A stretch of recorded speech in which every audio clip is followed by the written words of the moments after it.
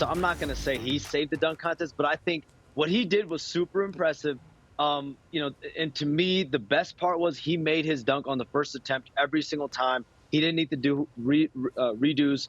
KJ Martin, I think he had one of the more impressive dunks as well. It took him three tries, though. For Mac McClung to make his first dunk every single time, it was very, very impressive. And, he told me after the dunk contest, he has stuff lined up for next year as well if he is in the dunk contest. Like these 3 dunks that he had, 4 dunks, he had 350s across the board, and then one was, I think, 49.8. He has more stuff for next year. So I'm curious if he does go in the dunk contest, he's going to be a fixture for at least the next 2 years. He told Shams last week, like, what he came in there and expected to do. And I think for me, watching Mac McClung, the trajectory of him winning a dunk contest in the NBA All-Star Weekend is cool because when I was in college, there was all this buzz about some kid named Mac McClung that was doing windmills, was doing back scratcher dunks, catching oops off the backboard, and then you look a decade later and he's doing this. I think that's really cool. But while I'm on this camera here,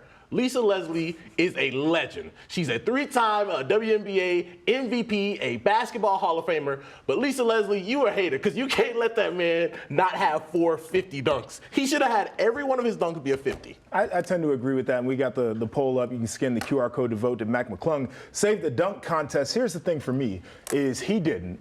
And what he did was spectacular. I thoroughly enjoyed it.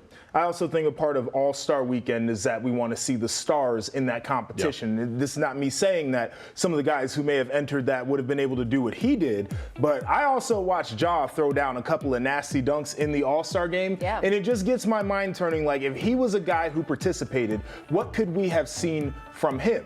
The other thing about this, and why he may not have saved it, is does McClung now become a guy who was a novelty in year one, and then people start going on the internet and they start seeing some of the mixtapes that he's put together, and we oversaturate what he's done. And so next year when he does it, we've raised the bar because we know that this guy is extreme, and now all of a sudden he doesn't satisfy our palate because we know what he can do. That's the thing that I worry about with this type of competition as well. So I'm excited we got to see it right now. I just hope that next year, if he is back, we don't do that thing where it's like, oh, well, we've seen all this stuff on the internet before. This is not as exciting as we thought.